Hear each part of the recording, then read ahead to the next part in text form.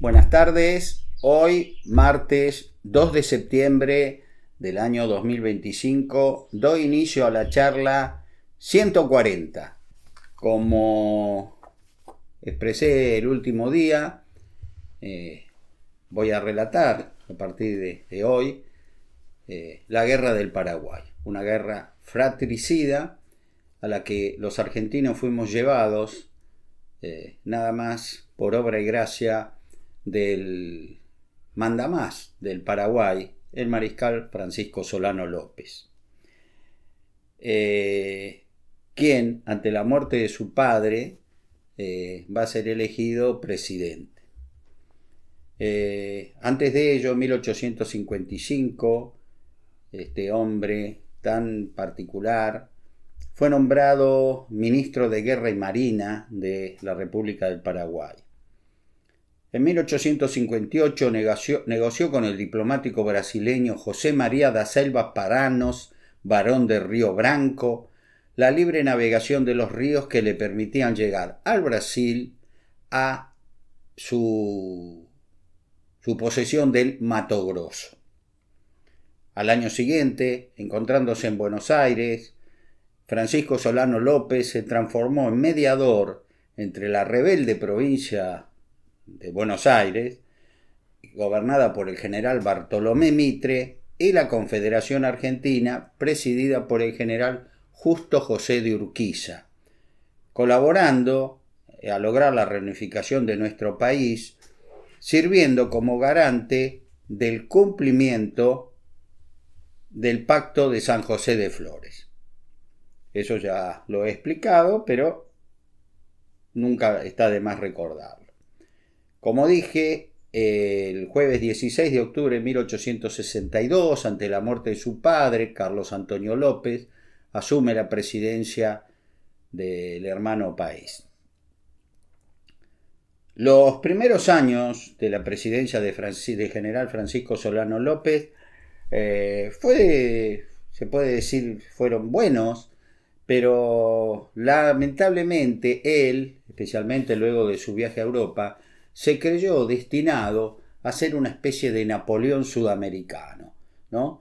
Y por eso consideró que con su poderoso ejército, que llegaba en ese momento a 80.000 hombres fuertemente armados, repito, 80.000 hombres, y fortificaciones impresionantes, como describí la última vez, la de Humaitá, este hombre pensó que pese a que había acordado con Brasil que naves brasileñas llegaran hasta el Mato Grosso, por lo cual no tenía por qué pensar en esa guerra para la cual se habían preparado, al mismo tiempo consideró que su país y él, fundamentalmente él, estaban predestinados para cosas muy, muy grandes.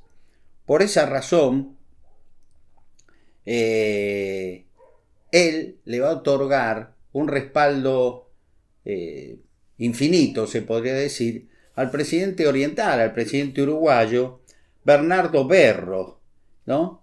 En contra de la insurrección del general Venancio Flores, que era del Partido Colorado.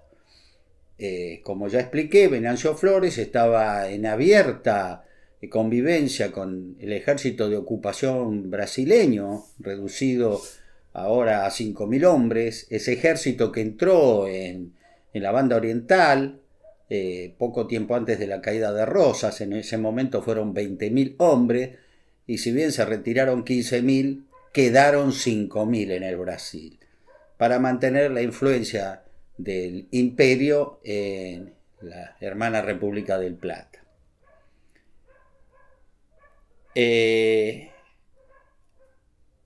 Cuando se entera del triunfo de Venancio Flores, que asume la presidencia de la República Oriental del Uruguay, Paraguay desconoce su gobierno. Perfecto, hasta ahí está todo bien. Si Paraguay, él y su país consideraban que Venancio Flores era un presidente indebidamente llegado al poder ahí en Montevideo, estaba todo en derecho del mundo de hacerlo. Debía haber cortado relaciones diplomáticas y esperar que cambiara otro gobierno, eso es lo que tenía que hacer. Pero él decidió que militarmente iba a ayudar a los colorados del Uruguay, los seguidores del Partido Colorado, a derrocar a Venancio Flores.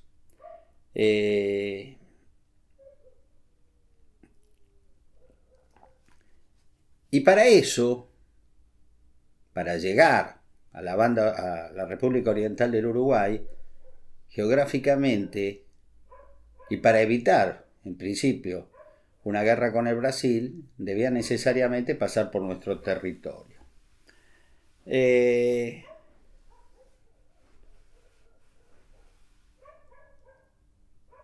Esto va a dar lugar a que Brasil diga, peligran, porque fue público y notorio que se estaba preparando una expedición militar. Los brasileños pensaban que iban a pasar por Río Grande do Sul hacia Montevideo. Y por eso dijeron, si entramos en guerra van a atacar Mato Grosso, que es la posesión brasileña más débil que tenemos. Y por eso enviaron armas, o pretendieron enviar armas a ese lejano territorio del Imperio del Brasil.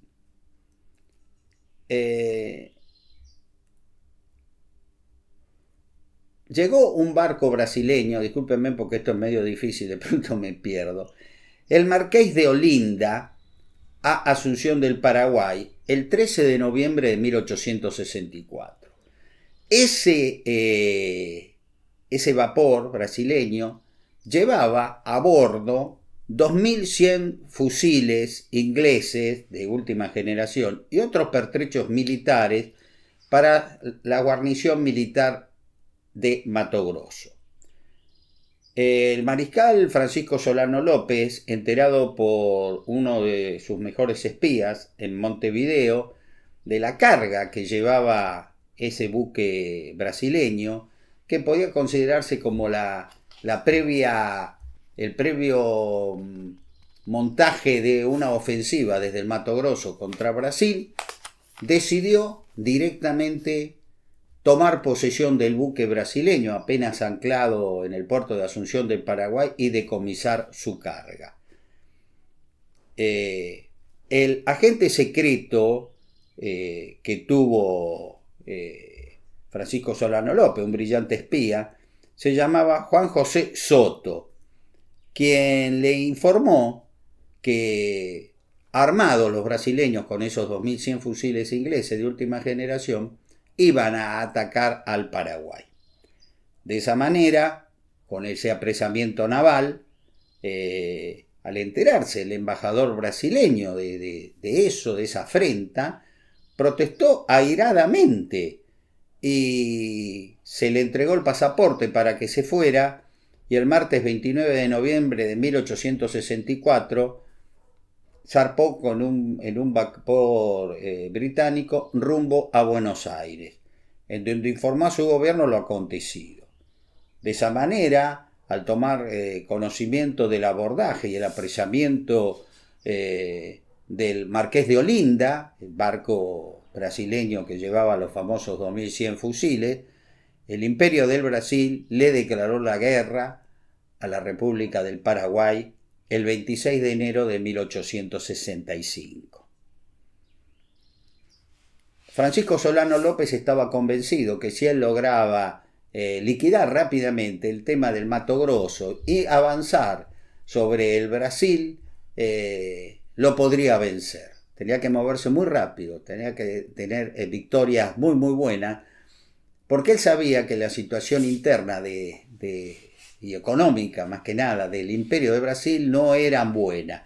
Entonces él soñó con que con esos movimientos rápidos podría poner fuera de juego al Brasil, marchar hacia Montevideo, liberar a la República Oriental del Uruguay, del Partido Blanco, de Venancio Flores, reponer al presidente Berro o a quien eligiera el Partido Colorado y él prácticamente transformarse en el hombre más poderoso, más brillante de la América del Sur.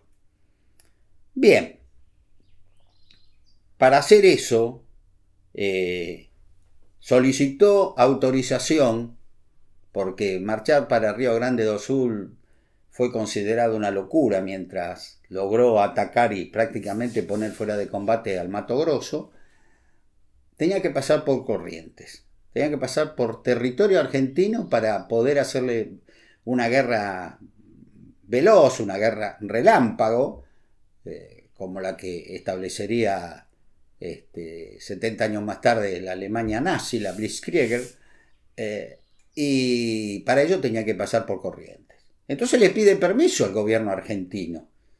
Mire, yo quiero ir a pelear con Brasil para reponer al Partido Colorado en Montevideo, y por eso quiero un paso inocente de mis tropas por el territorio argentino. El general Bartolomé Mitre, por medio del canciller argentino Rufino de Elizalde, le respondió el miércoles 9 de febrero a esa alocada petición, que eso no iba a ocurrir, que nosotros no íbamos a permitir el paso por nuestro territorio para ir a pelear con otro país. Porque de hacerlo, el documento finaliza diciendo: el territorio neutral argentino vendría a ser teatro de la guerra. Como diciendo, no, ustedes por el territorio argentino no van a pasar. De acuerdo. Ante esa respuesta, López nos declaró la guerra el miércoles 29 de marzo de 1865, y a los pocos días, sin esperar que su parlamentario entregara ese documento a nuestro gobierno, en esa época la guerra se declaraba formalmente, se entregaba un documento, ¿no? Un escrito, y bueno, era la forma, ¿no? de esos tiempos, de entrar en guerra. Y por eso, sin previa declaración de guerra, atacó el ejército paraguayo a traición la provincia de Corrientes. Sin tomar debida conciencia de la magnitud de la empresa que abordaba, al tiempo que continuaba enfrentado en la lucha que sostendría con el imperio del Brasil, estaba terminando de conquistar el Mato Grosso, Francisco Solano López, sin escuchar ningún parecer en contrario, ordenó atacar Corrientes a fin de cumplimentar sus ambiciosas metas. Para triunfar, debía obtener y mantener el dominio de la navegabilidad del río Paraná, pues por esa vía fluvial mantendría su comunicación con el exterior para recibir los suministros que, transportados por buques ingleses, estadounidenses y franceses, le permitirían triunfar en una guerra que consideraba sería muy corta y de la que Paraguay emergería triunfante y pasaría a ser una gran potencia. Si uno mira la geografía sudamericana, observa que todo esto era fruto de una mente casi enfermiza. Eso no podría ocurrir nunca, nunca. Porque de la mañana a la noche, prácticamente, al invadir Corrientes, ya estaba luchando contra el Imperio de Brasil y la Confederación Argentina, y al poco tiempo contra la República Oriental del Uruguay.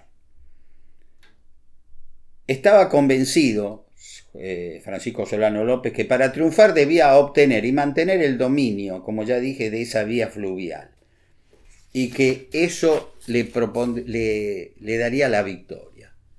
Consideraba que a través de nuestra Mesopotamia podría invadir la región de Río Grande do Sul, en Brasil, y asestar un golpe demoledor al imperio, que al ser derrocado, como anteriormente lo habían sido en 1864 y principios del 65 en el Mato Grosso, obligarían al emperador Pedro II a solicitar la paz, obteniendo el Paraguay satisfacción de sus reclamos territoriales, y luego, de liberada la República Oriental del Uruguay y reponer al Partido Colorado en el poder, él se erigiría como el hombre más fuerte, el mandamás de Sudamérica, el Napoleón de Sudamérica.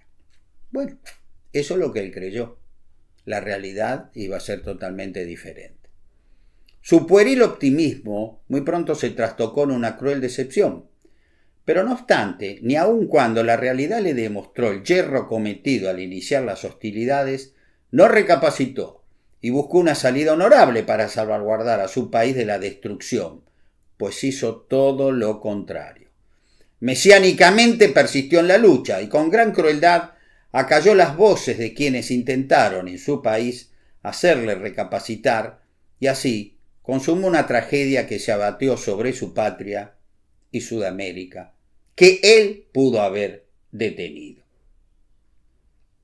Ahora paso a relatar en el punto 3 del capítulo 90, con el cual finalizo el tomo quinto de Radiografía del Imperialismo Británico, cómo las tropas paraguayas, sin mediar una declaración de guerra, atacaron a traición la ciudad de Corrientes.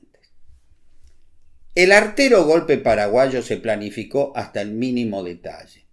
Así, se esperó para dar inicio a las hostilidades a una fecha tan cara a la religiosidad de los correntinos, como era la Semana Santa, pues todo comenzó el Jueves Santo de 1865, el 13 de abril de ese año. Como se imaginará, ustedes, en dicha jornada de profundo recogimiento cristiano, nadie podía pensar en la ciudad de Corrientes que se iba a producir un ataque militar sobre ellos. La gente, más en esa época, ubiquémonos, jueves 13 de abril de 1865, Jueves Santo, ¿dónde estaba? En las iglesias. Había mucha fe en ese entonces, lamentablemente mucho más que ahora, y la gente, bueno, estaban todos esperando al otro día, el Viernes Santo, la fecha más dura del cristianismo, para luego, el domingo de Pascua, festejar la resurrección de nuestro Señor Jesucristo. A las 5 de la mañana de ese día, 5 buques de guerra paraguayos, el Tacuarí, Igurey, Paraguarí, Marqués de Olinda, la nave brasileña capturada con la cual iniciaron la guerra con los brasileños, y Salto Oriental, navegando por el río Paraná, pasaron a toda máquina frente a la ciudad de Corrientes, porque eran buques a vapor, todos ellos, ¿no? Y al llegar a una columna existente que marcaba el inicio del ejido urbano, viraron y navegaron aguas arriba. Al enfrentar el puerto se dirigieron decididamente hacia él y desembarcaron unos cientos de marinos y soldados fuerte armados de fusiles y machetes, los que marcharon a toda carrera hacia el extremo del amarradero del puerto, donde se encontraban fondeadas, a una distancia de 2 cuadras el uno del otro, 2 pequeñas naves argentinas que allí estaban amarradas siendo reparadas, porque tenían algunos pequeños problemas en sus maquinarias de vapor, ¿no? Eran el 25 de mayo y el Gualeguay, las que fueron abordadas por marinos paraguayos fuertemente armados, y los guardias que estaban allí montados, haciendo, bueno, la guardia de cualquier buque de guerra, fueron reducidos y algunos heridos y muertos. Dichas naves, luego de ser capturadas, fueron remolcadas al Paraguay, en medio de vítores de alegría de sus atacantes, que habían iniciado de ese modo la guerra contra la República Argentina, a traición, sin mediar declaración de guerra. Esto lo quiero resaltar, porque después hubo muchos historiadores argentinos que no sé qué tienen en la cabeza, o que tuvieron en la cabeza, muchas personalidades argentinas, que se encolumnaron para ponderar el valor del soldado paraguayo, que yo no voy a negar. Fueron muy valientes, pero eso no nos permite ocultar lo que sucedió. porque al ser capturadas estas dos naves argentinas, la 25 de mayo y el Gualeguay, murieron defendiendo nuestra bandera, nuestras naves, marinos argentinos. Y yo ese elogio tan grande a las tropas que los asesinaron, la verdad nunca lo entendí y no lo voy a entender jamás. A continuación, desde la escuadrilla invasora se dispararon una docena de cañonazos y metrallas sobre una ciudad cuyos habitantes, la mayoría de ellos estaban durmiendo y el resto estaban en las iglesias orando, porque vuelvo a repetir, en esa época había una gran religiosidad en nuestro pueblo. Fue tan sorpresivo el ataque y tan mortífero el mismo que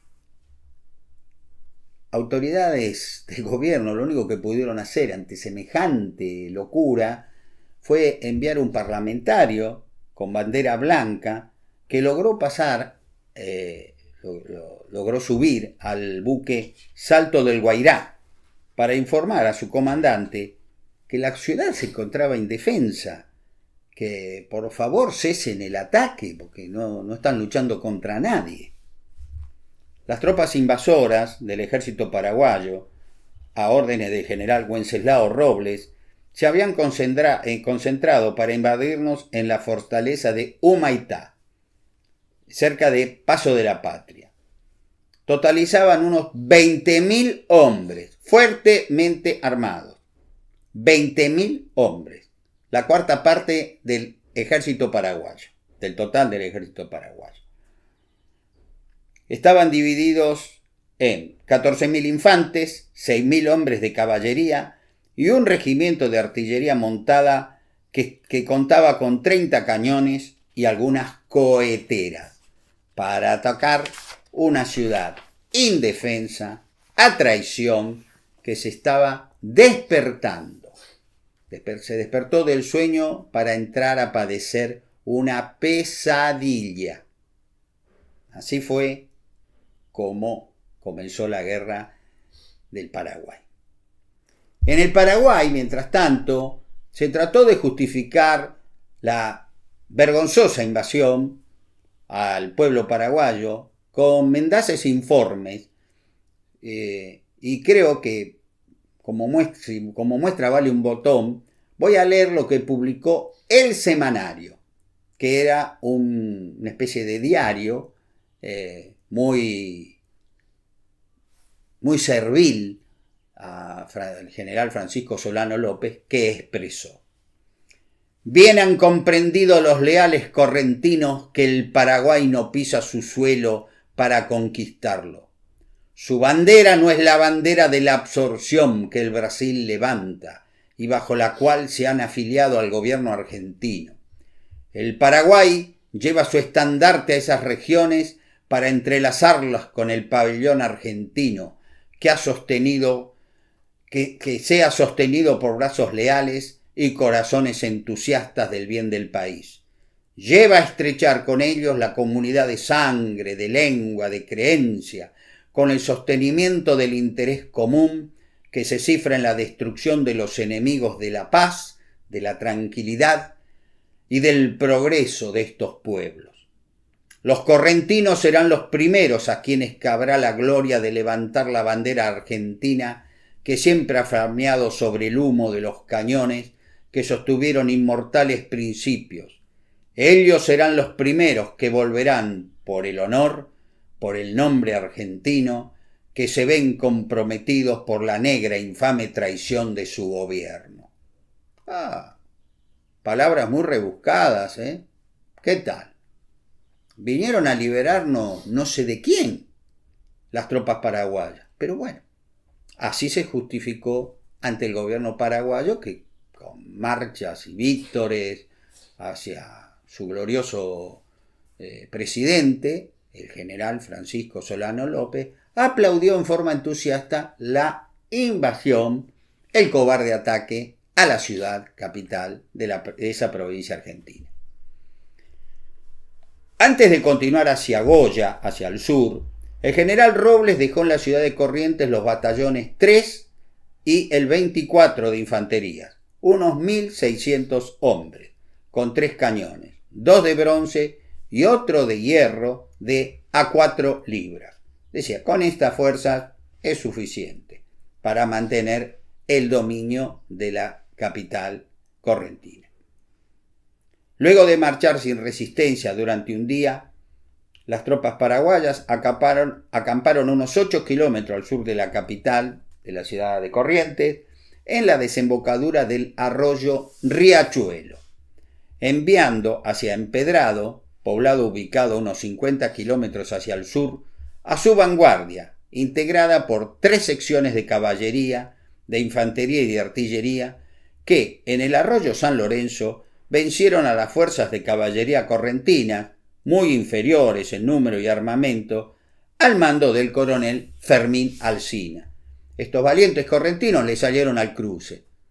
Eran muchos menos que ellos y, por supuesto, pobremente armados. Pero el honor de la patria no se mide por la fuerza del equipo militar, Y Alsina y sus hombres y sus valientes correntinos atacaron a los invasores paraguayos, sabiendo que iban a ser derrotados, pero así todo lo hicieron. La hora de la traición. Mientras los soldados paraguayos continuaron hacia el sur, bordeando el río Paraná, ocupando la ciudad de Goya, Corrientes, el sábado 3 de junio de 1865, sin que nuestras milicias, las milicias correntinas, dispersas, pésimamente armadas, numéricamente inferiores y pésimamente comandadas también, hay que decirlo, repito pésimamente, pero es la verdad, no pudieron evitar el avance de esta terrible maquinaria paraguaya, que prácticamente superaba los 18.000 hombres, exactamente 18.400 hombres, plenamente sus operaciones totalmente planificadas, fríamente planificadas, su armamento el mejor, para ellos fue un paseo. Pero así todo fue como ocuparon la ciudad de Goya el 3 de junio de 1865.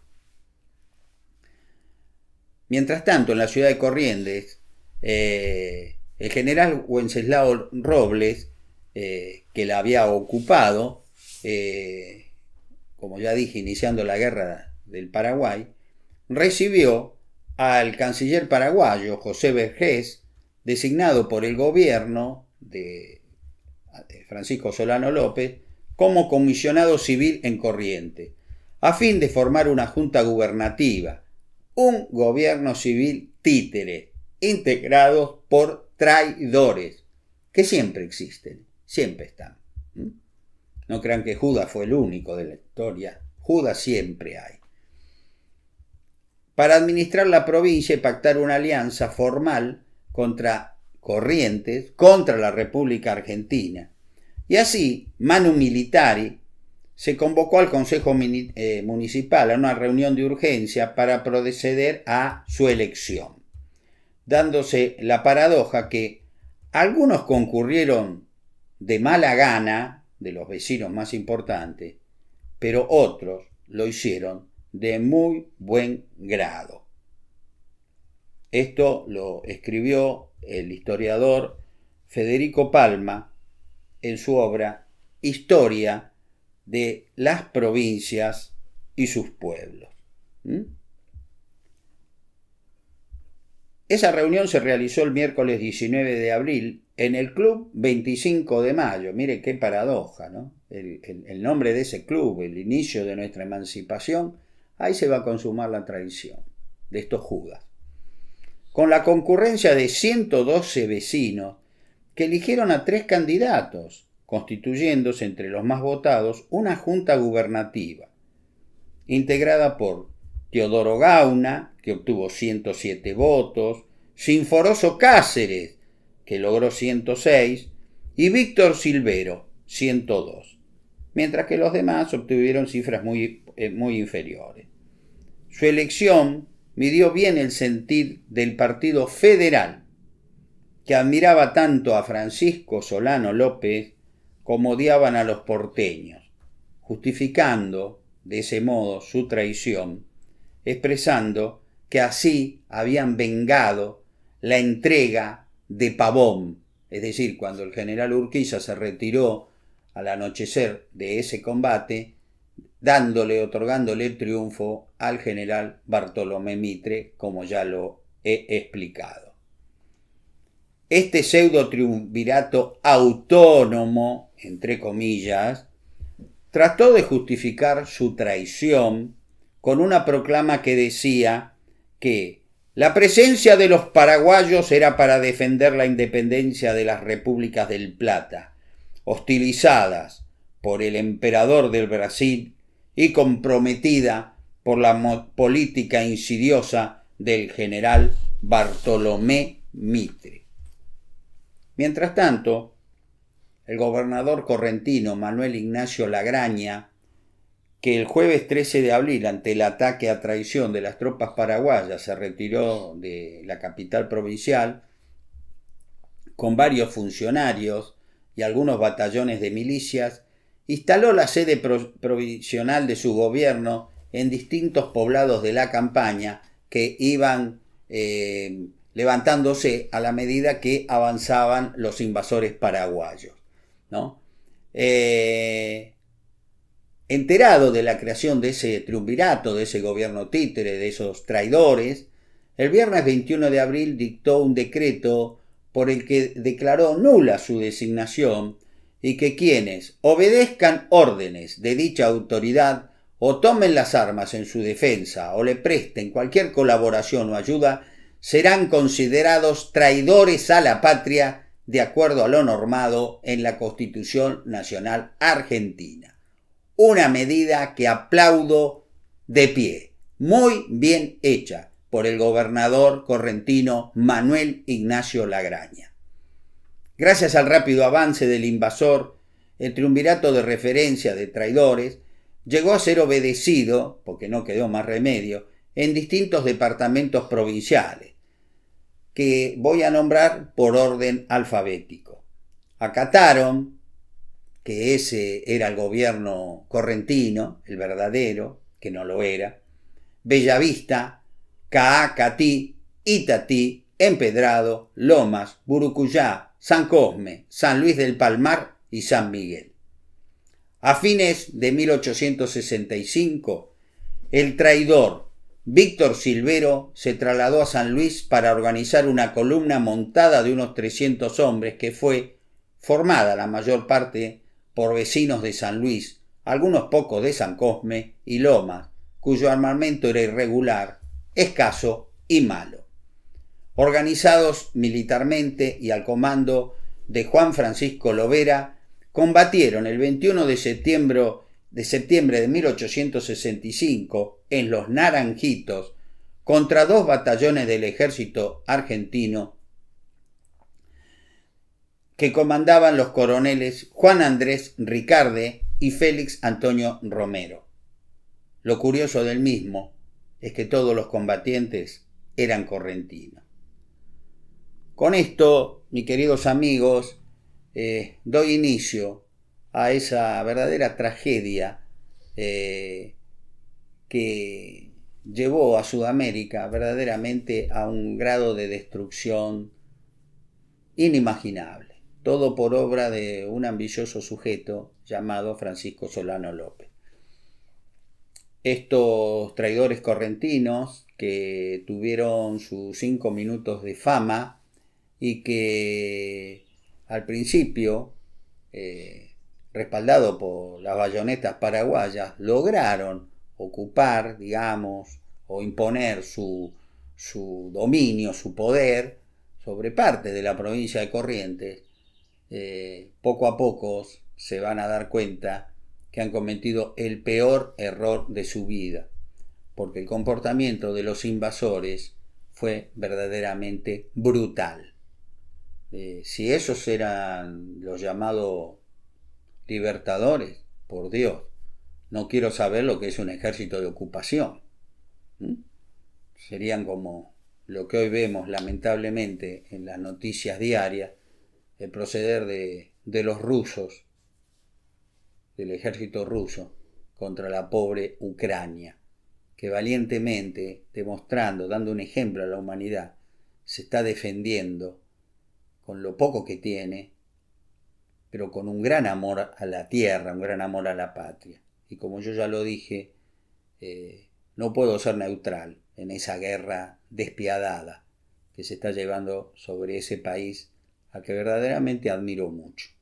Admiro a su pueblo, a sus Fuerzas Armadas, que en inferioridad de condiciones le están haciendo costar mucho, mucho al poderoso ejército de la Federación Rusa su alocada invasión.